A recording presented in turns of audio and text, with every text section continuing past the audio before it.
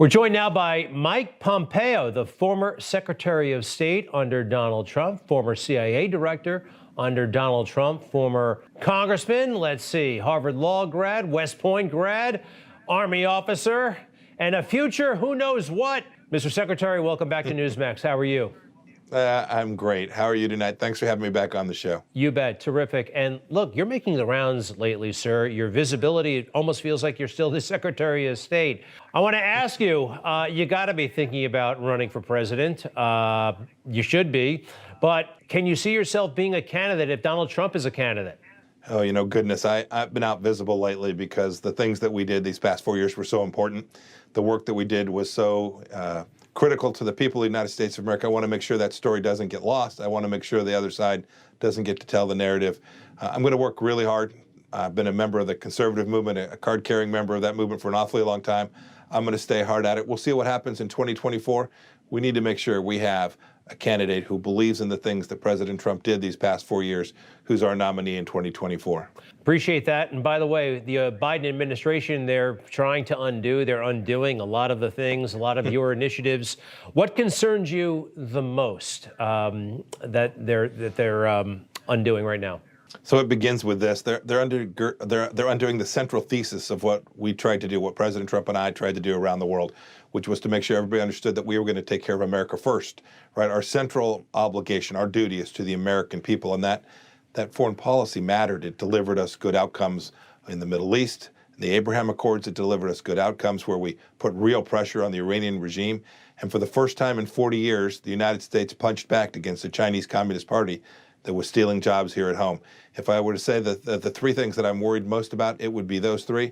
But in the end, we don't need leaders that are out on an apology tour on behalf of America. We need people who understand that taking care of America first is good for the world. If Donald Trump gets back into power, if you should come back into power, one thing that even your supporters point out, the deep state very much intact. May even have grown stronger over the past couple of years. Donald Trump once joked that the State Department should be called the Deep State Department. Are you frustrated that you weren't able to drain the swamp? This has been a problem for a long time where people who are left of center and further left have had positions of power, and they just simply have refused to do what it is that the President of the United States asked them to do. I certainly saw some of that at the State Department. I saw some great people too, right? There were some people who were completely on board trying to do the things we needed them to do. But anytime anyone doesn't engage in activity that is consistent with the duly elected President of the United States, that's unacceptable. We all had more work to do when we left. I think every cabinet member who served in the Trump administration would say that. I certainly felt that way at the State Department. I think we made progress, but there's always more work to do. Who do you think is actually running the government right now? It does not appear that Joe Biden is in charge. He seems to be a figurehead at best. Who's actually controlling the levers of power? So I don't have any more insights than any of your viewers have, but I've watched President Biden act in ways that have tried to undermine things that we did. The example that comes to mind from just today, some video that I saw at our southern border. These policies that I worked very hard on, this Remain in Mexico policy was something that I put enormous pressure on the Mexican government to accept so that we didn't have people coming over here and staying here in America when they weren't legally here. Those are the kind of policies that I can't imagine President Biden would accept, and I hope that he'll direct his team to go engage along our southern border to make sure that we only let people in here who are legally authorized to be here and protect American sovereignty in the way that American workers need them to do all across this country and at every port of entry that we have. Any sense of the motivation? I never really understood that. For a long time, border security was like a bipartisan issue. We've got tape of then Senator Obama calling for a border fence. I mean, and now it's different. I hear the theory, well, these people who come in will ultimately vote Democrat somehow. I don't know how they know that, but that's kind of, I've heard that theory. Why do you think they're so intent on loosening the restrictions? I've heard that theory too. I've also heard theories that there are folks in business who want to have this inexpensive labor that comes in. Frankly, from my perspective, that's one of the great risks we have from uncontrolled borders, right? Is that we'll have people undermining hardworking Americans who came here in a way that was lawful, that was legal.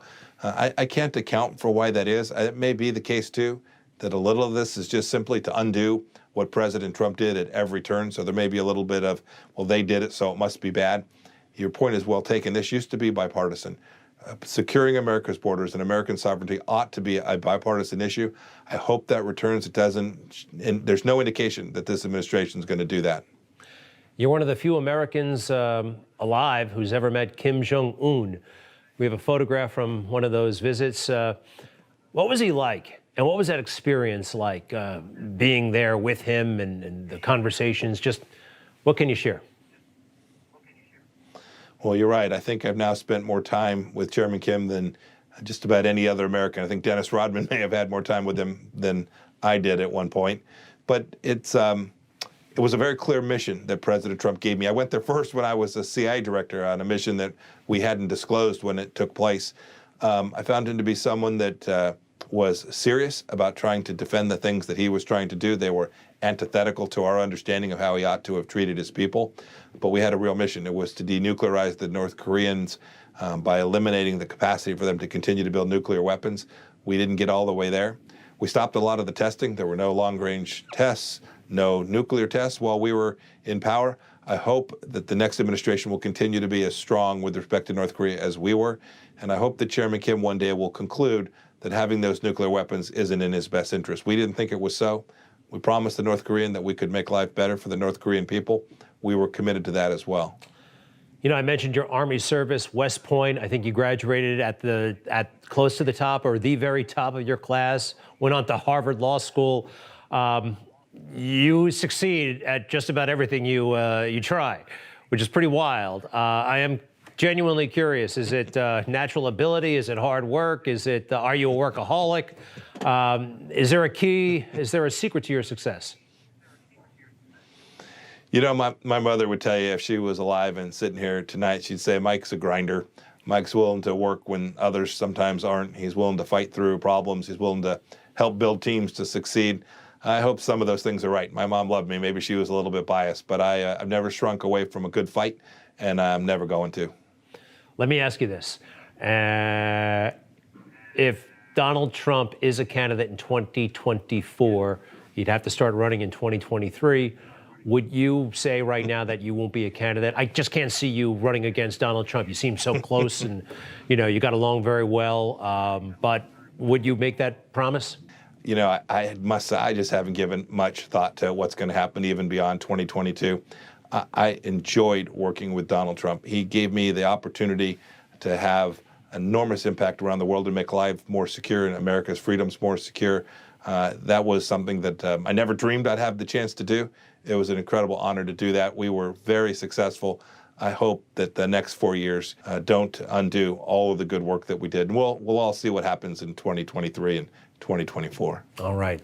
Mike Pompeo, former Secretary of State, and a lot of other things. Thank you, sir, very much. Yes, sir. Thank you. Have a good evening. All right, you too.